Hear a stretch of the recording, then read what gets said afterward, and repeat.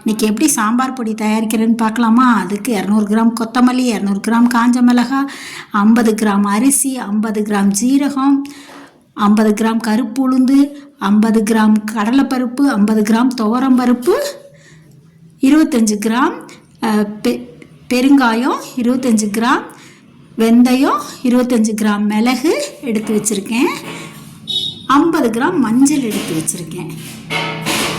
இப்போ நம்ம ஒன்றையாக கொட்டி நல்லா பொறுமையாக வறுத்துக்கலாம்.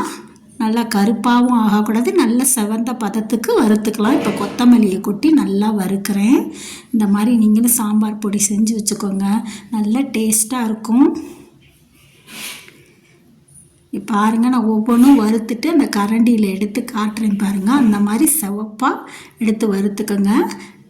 இப்போ பருப்பை போட்டு வறுத்துக்கலாம். துவரம் பருப்பை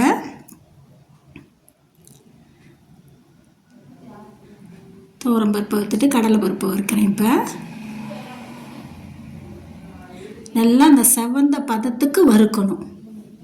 அந்த பதத்துக்கு வறுத்தாதான் அது நம்ம 6 மாதம் வச்சுருந்தா கூட அந்த டேஸ்ட்டும் மாறாது, வண்டு வைக்காது, செம்மையாக இருக்கும். இப்போ கருப்பு உளுந்து போட்டுக்கோங்க, ரொம்ப நல்லாயிருக்கும். இந்த மாதிரி செவந்த பதத்துக்கு வறுத்துட்டு அடுத்து மிளகை வறுத்துக்கலாம்.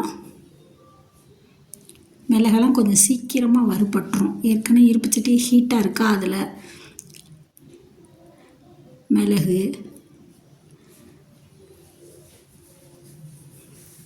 பாருங்கள், இப்படி எல்லாமே நல்லா பொரிஞ்சு அளவுக்கு வறுக்கணும். இப்போ ஜீரகம் ரொம்ப சீக்கிரம் பொரிஞ்சிடும், படப்படன்னு. அது ரொம்ப மெலிசாக இருக்குது, அது சீக்கிரமாக பொரிஞ்சிடும். அதுவும் வறுத்துக்கலாம். இந்த பதத்துக்கு எல்லாத்தையும் வறுத்துக்கோங்க. நான் அதனால தான் ஒன்று எடுத்து காட்டியிருக்கேன். இப்போ வெந்தயமும் டக்குன்னு பொரிஞ்சிரும். அடுத்து அரிசியை போட்டு நல்லா வறுத்துக்கலாம், நல்லா பொரிஞ்சு வர அளவுக்கு. ஏற்கனவே பெருங்காயம் நான் பொரிச்சு தான் வச்சுருக்கேன்.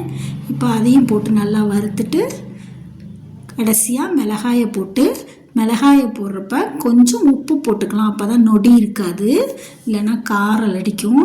இப்போ மிளகாய் எல்லாத்தையும் நல்லா தாம்பாளத்தில் கொட்டி ஒன்றா கலந்துட்டு மஞ்சளை நான் உடச்சி போட்டிருக்கேன். அப்போ தான் ரைஸ் மில்லில் கொடுத்து நல்லா அரைக்கிறப்ப நல்லா அரைக்கும், இல்லைன்னா அவங்களுக்கு கஷ்டமாக இருக்கும் அரைக்கிறதுக்கு. அதை எல்லாத்தையும் நான் இப்போ சேர்த்து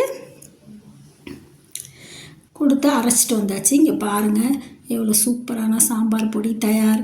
நீங்களும் இந்த மாதிரி செஞ்சு பாருங்கள். எங்கள் சேனல் பிடிச்சா லைக் பண்ணுங்கள், ஷேர் பண்ணுங்கள், சப்ஸ்கிரைப் பண்ணுங்கள்.